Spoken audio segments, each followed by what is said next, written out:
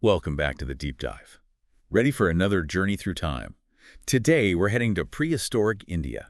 Specifically, between 7,000 and 1500 BCE. The Stone Age. Yeah.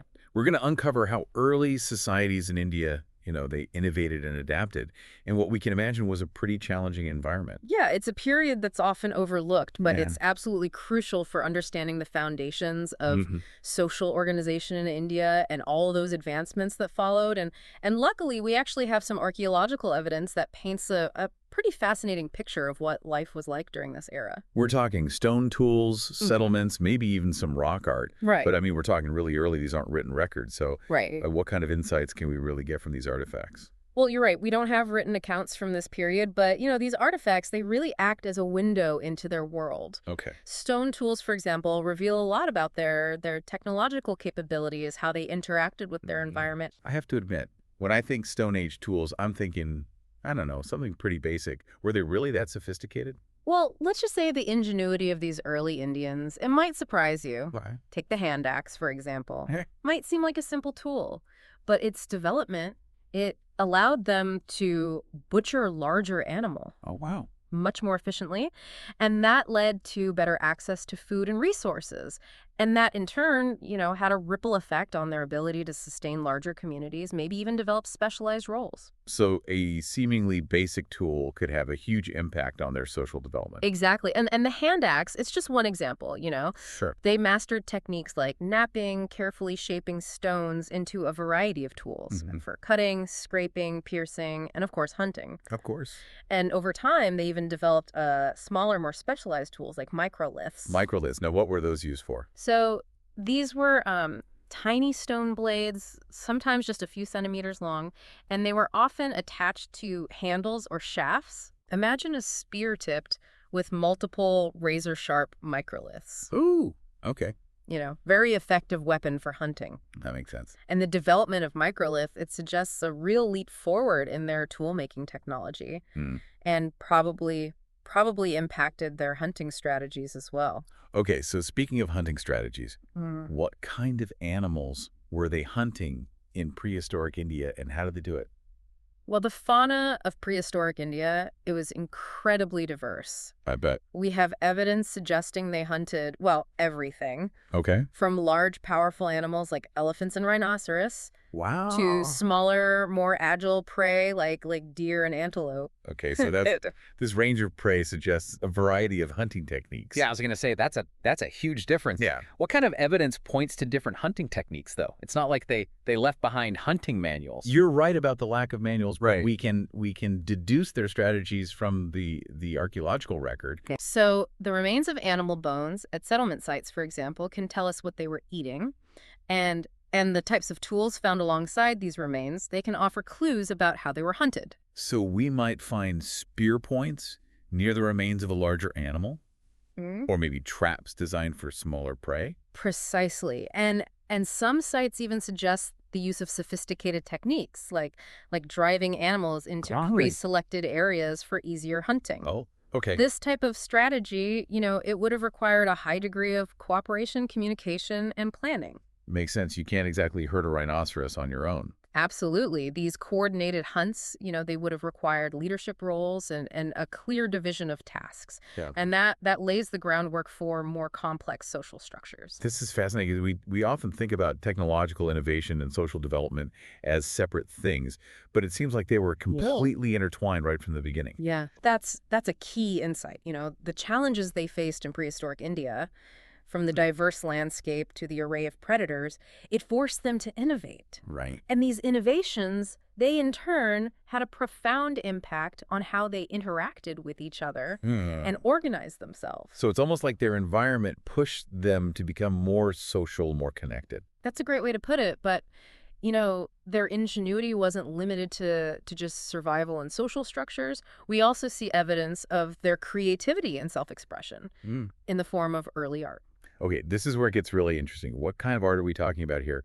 Did they have prehistoric Picassos roaming around? Well, maybe not Picassos, Okay. but they did leave behind some remarkable examples of rock art. Okay. There are sites across India where you can find paintings and engravings on rock surfaces, often depicting animals, hunting scenes, and even abstract symbols. I've always been fascinated by rock art. It feels like such a direct link to the past, a way for them to communicate across millennia. Yeah. What can these paintings tell us about their lives, their beliefs? Yeah, it really does offer a unique glimpse into their worldview. I mean, we can see how they viewed the animals they hunted, the importance of hunting in their society, and even maybe glimpses of their spiritual beliefs. What about those abstract symbols that you mentioned? Any theories about what those might represent?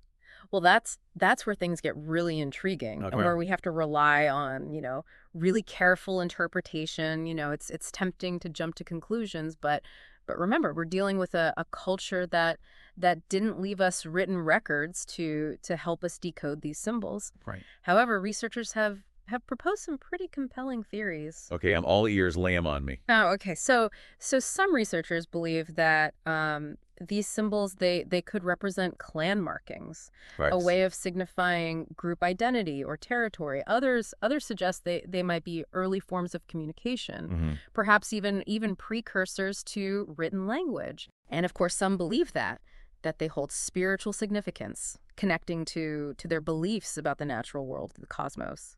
So these paintings weren't just about aesthetics. Right. They served a purpose, whether it was, communication, social cohesion, or connecting with something bigger than themselves. Exactly. And the fact that we often find these paintings in communal spaces like caves or rock shelters, Right. it suggests they played a role in their social lives, their rituals. Okay, let's talk about those social lives. What can you tell us about their settlements, how they structured their communities?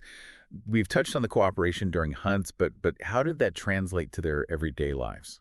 So the archaeological evidence suggests a variety of settlement patterns, reflecting their adaptability to different environments. Okay. In some regions, we find evidence of semi-permanent villages, places that they return to over several seasons. Okay. These might have been near reliable sources of water or food. So not full-blown cities yet, but places where they could establish a base camp and build a sense of community. Exactly. And in other areas, they likely lived a more nomadic lifestyle, Okay. moving with the availability of resources and prey, and this would have required a different kind of social structure, perhaps with smaller, more tightly knit groups that could easily pack up and move on. That makes me think about leadership roles. Would they have needed different kinds of leaders in these different settings? That's a great question. In a more settled community, you might have leaders responsible for organizing communal activities, managing resources, Right. resolving disputes. But in a nomadic group, leadership, it might have been based more on skills like navigation, tracking, knowledge of the terrain. So the type of leadership required would have been shaped by their environment and their way of life. Precisely. And as we discussed earlier, their hunting strategies likely had a significant influence on the development of social hierarchies. I mean, a skilled hunter who could, lead a successful hunt would naturally gain prestige and influence within the group. Makes sense. Survival depended on their ability to cooperate and share resources effectively. Exactly. And as we delve deeper into the archaeological record, we can actually see evidence of social differentiation, Okay. even in their burial sites. Some burials are much more elaborate than others, containing a wider array of goods and adornments. That suggests the hierarchy. Even in death, they weren't just burying their dead, they were making statements about their social standing. That's a fascinating observation. It adds another layer to our understanding of their social structures and how they viewed the world. Yeah. Remember, we're talking about a period long before written language, but they were already developing, complex systems of belief, ritual, social organization. It's a reminder that progress isn't always linear or predictable. Right. Sometimes the most profound advancements happen in the most unexpected places and times. Absolutely. And it's important to remember that these early societies, they weren't static. Right. They were constantly adapting, innovating, and laying the groundwork for the civilizations that would follow. I'm already thinking about how these early developments might have influenced later periods in Indian history. But before we get too far ahead of ourselves, I think it's time to bring our deep dive to a close. I mean, we've covered so much in this deep dive into prehistoric India, from sophisticated stone tools to elaborate burial rituals. It's clear these early societies were far more complex than we often give them credit for. It really is fascinating to consider how these early innovations, driven by the need to adapt to such a challenging environment, well, they really set the stage for the cultural and societal advancements that came later. We've talked about, the hand axe and its impact on food resources, but were there any other key innovations that stand out to you as particularly influential? Well, the development of microliths is a great example. Okay. These tiny blades that we talked about earlier, they weren't just a technological leap forward. Right. They likely had a profound impact on hunting strategies, making them more efficient, maybe even safer. Mm. And this, in turn, could free up time and resources, allowing them to focus on other aspects of their culture and social organization. So a seemingly small advancement in toolmaking could have ripple effects across their entire society. Exactly. It makes you wonder what other, seemingly insignificant innovations might have played a pivotal role in their development. Well, that's one of the most exciting aspects of studying prehistory. Mm. We're constantly uncovering new evidence, reinterpreting old findings. There's always more to learn, more connections to be made. For our listeners who are maybe just starting to explore this fascinating period, what would you say is the most important takeaway from our deep dive into prehistoric India?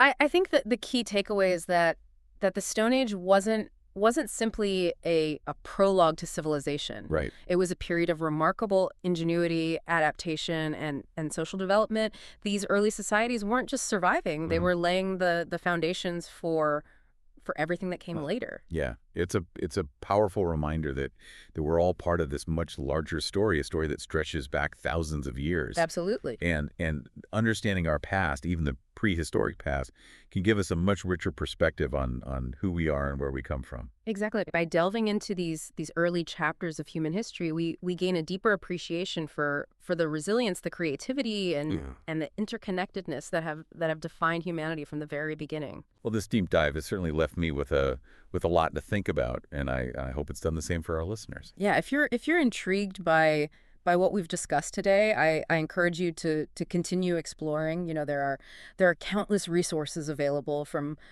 books and articles to museum exhibits, archaeological sites. And who knows, maybe you'll even make a discovery that changes our understanding of prehistoric India. Thanks for joining us on this journey through time. We'll see you next time on the deep dive, where we'll continue to explore the fascinating stories that connect us all.